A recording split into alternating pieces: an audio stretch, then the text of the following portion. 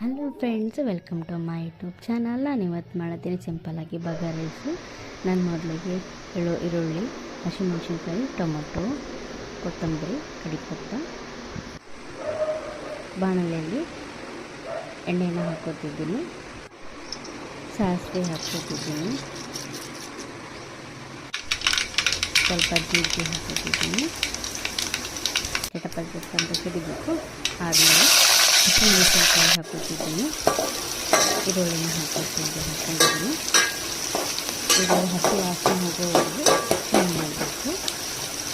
ಹಸಿ ವಾಸನೆ ಹೋದ್ಮೇಲೆ ಸ್ವಲ್ಪ ಕಡಿಪತ್ತನ ಹಾಕೋಬೇಕು. ಕಡಿಪತ್ತ ಹಾಕ್ಕೊಂಡು ಸ್ವಲ್ಪ ಮಿಕ್ಸ್ ಮಾಡಬೇಕು.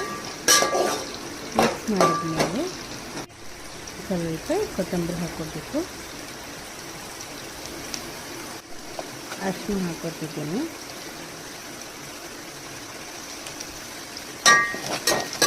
ಚೆನ್ನಾಗಿ ಮಿಕ್ಸ್ ಮಾಡಿ ಅರಿಶಿನ ಹಾಕ್ಕೊಂಡು ಚೆನ್ನಾಗಿ ಮಿಕ್ಸ್ ಮಾಡಿಕೊಂಡು ಟೊಮೊಟೊನ ಕಟ್ ಮಾಡಿ ಇಟ್ಕೊಂಡಿದ್ದೀನಿ. ಟೊಮೊಟೊನ ಹಾಕೋಬೇಕು.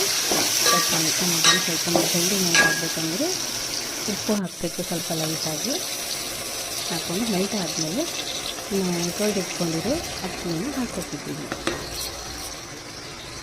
ತೊಳೆದಿಟ್ಟಿರೋ ಅಕ್ಕಿನ ಹಾಕ್ಕೊಂಡು ಸ್ವಲ್ಪ ಅದ್ರ ಮೇಲೆ ಕೊತ್ತಂಬರಿನ ಹಾಕ್ಕೊಂಡು ಚೆನ್ನಾಗಿ ಮಿಕ್ಸ್ ಮಾಡಿಬಿಟ್ಟು ಚೆನ್ನಾಗಿ ಮಿಕ್ಸ್ ಮಾಡಿಕೊಂಡು ನಾನು 1.5 ಗ್ಲಾಸಿನ ಅಕ್ಕಿಗೆ 2 ಗ್ಲಾಸನ್ನು ನೀರು ಹಾಕೋತಿದ್ದೀನಿ. ಸ್ವಲ್ಪ ಉಪ್ಪಿಗೆ ತಕ್ಕಷ್ಟು ಉಪ್ಪು ಹಾಕೋಬೇಕು. ಉಪ್ಪು ಹಾಕ್ಕೊಂಡು ಚೆನ್ನಾಗಿ ಮಿಕ್ಸ್ ಮಾಡಬೇಕು. ಚೆನ್ನಾಗಿ ಮಿಕ್ಸ್ ಮಾಡಿ